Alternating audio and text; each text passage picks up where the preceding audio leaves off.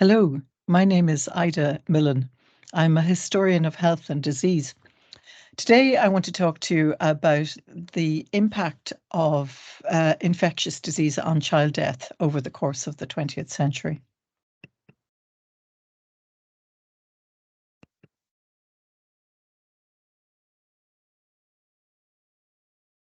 I began looking at infectious disease amongst children and how that impacted on the death statistics when I was researching the Spanish flu, which happened in Ireland in 1918 and 1919, as well as globally.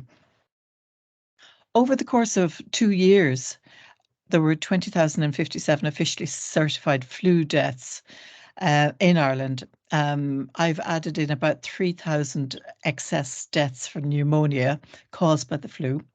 And I reckon that about 1/5 of the Irish population, or 800,000 people, caught the flu. If the case fatality rate was 2.5%, that's about 2.5% of those who catch it die from it. Interestingly, we've had quite a similar level of infection from COVID now. Leinster and Ulster were most severely affected. Kildare had the highest county death rate in Ireland, but the impact was really largely in urban areas, the worst impact, because, of course, overcrowded living conditions and particularly poor living conditions in tenement housing would enable the disease to spread much more vehemently, and also would give people a lower survival rate because they had less income support, less access to good food, etc., etc. This graph shows the deaths of children from flu in 1918 and 1919. I'm not going to go into it very deeply, but it really shows that even if you divide childhood into three categories: under 5 to 9 years, and 10 to 14 years.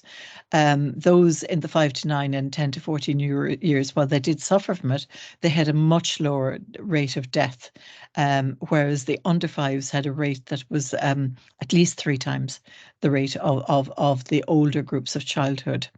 It also shows that in 1918, 12,046 under fives died from the flu, out of a total of 10,061 deaths that year.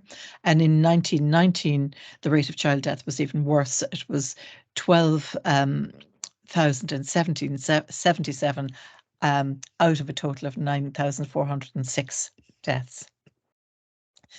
This graph shows you deaths from all causes in Dublin in the week ending the 2nd of November 1918. There were 562 deaths registered that week. The graph shows that about 502 of those 562 were either from pneumonia or other chest infections, or certified to other causes, which might have included flu. Flu wasn't listed on its own. It wasn't then a notifiable disease. But what is really striking about this graph is that it shows the two age categories that were most affected by the 1918-1919 flu. And one is the very unusual young, previously healthy adults, 25 to 35-year-olds. And you can see the graph there spiking with those deaths. This also has an impact on family life, because young, healthy adults, 25 to 35-year-old, are also the group most likely to be parents of young children. You also see in the left-hand side here that almost 100 children under the age of 5 died that week. That's just 1 week.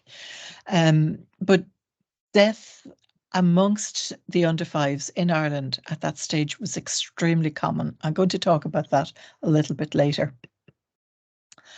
This image here shows my friend Stella Larkin McCodden, who was James Larkin, the trade unionist's granddaughter. She told me a story about her mother's family, the Moores, who lived in a tenement at 34 Marlborough Street, right in the heart of Dublin, very near to the Spire. Her mother, Anna Moore, was the third of 10 children. She was born in 1909, and she was the only one of those 10 children who survived beyond the age of 5. Stella's testimony made me much more aware of what we call the syndemic disease environment in Ireland at the time of the pandemic. For example, some of her Stella's aunts and uncles, the little children who died from diseases like measles or infant diarrhea, which would run rife in those kind of environments. One of the children, Stella's aunt, little Mary Moore, died during the pandemic, during the flu pandemic.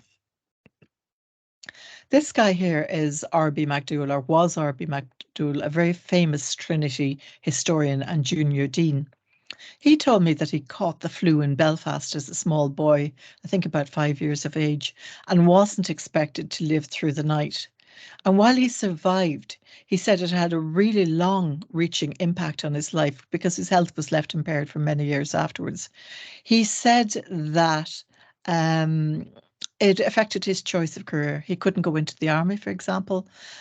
He was upper middle class. He might have been expected to become a lawyer, but his family believed that that would be much too tough on him. So he went into academia and became a historian instead. This guy, Tommy Christian from Ardclough in County Kildare, was born in December 1913, and he caught the flu at the age of 5 in January 1919. He told me you'd never forget it, that the pain in your throat was so severe. But he also told me that his mother had died about a year later. She actually died from TB, which again was the long pandemic, the biggest killer in Ireland at that stage. But he said that her health had really been quite impaired by it. And this is another feature of the demographics of that influenza, is that if you already had a disease that was kind of chronic, like TB might be, it could kill you earlier than you would normally expect to be.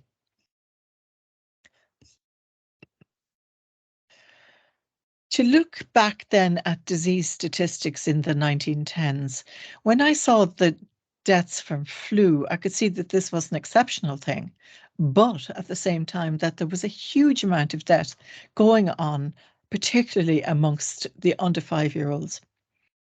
Each year in the 1910s, if it wasn't a flu year, there'd be about 72,000 deaths on the whole island. About 20% of those, 1 in 5 of those deaths, were of children under the age of 5. The leading causes of child death included tuberculosis, bronchitis, pneumonia, and what we call marasmus, or failure to thrive. And of course, the 1918-19 flu is another major cause of death.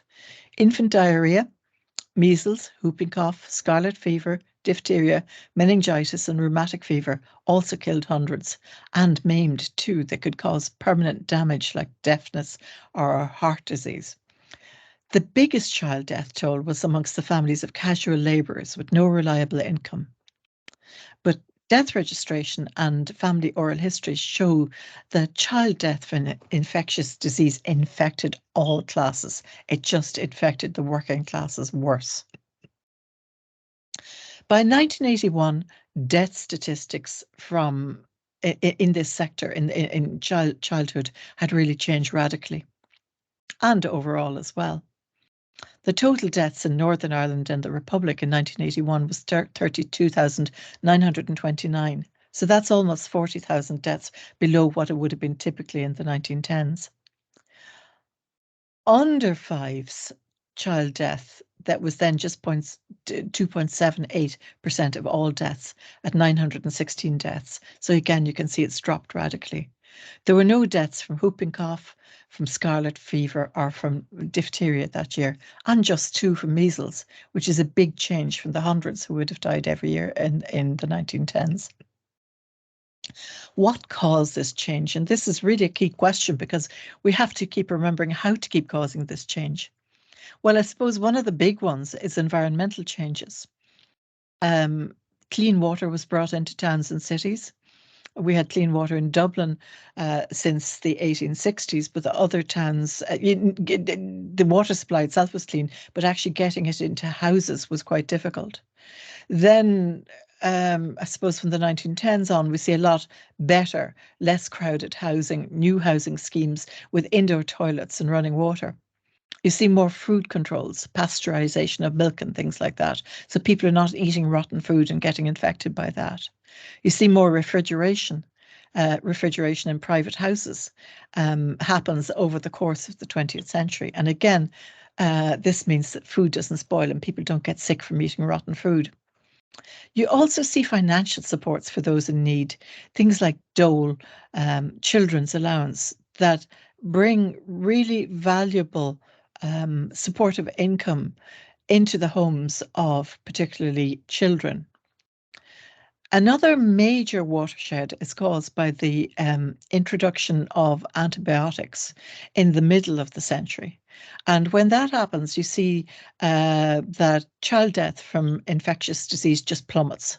Now, the children still catch the diseases, but they're able to survive from them. I have many stories about that. But one of the biggest things that happens is vaccination. You see it early on in the 20th century, the introduction of vaccination for diphtheria. But over the course of the 20th century, you get all the vaccines brought in that we have today, measles, the MMR, and many, many other vaccines as we have them today.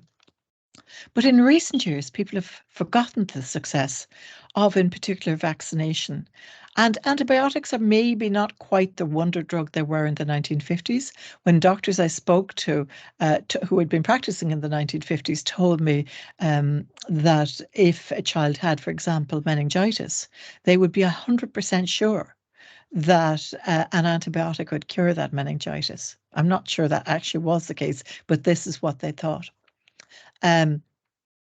But nowadays we have antibiotic resistant diseases, and they don't seem to work as well in all cases.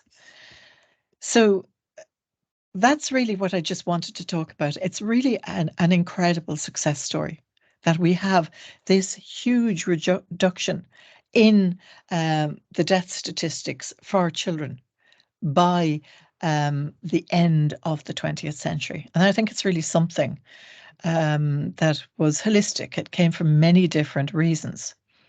And it's really a cause to celebrate. Thank you.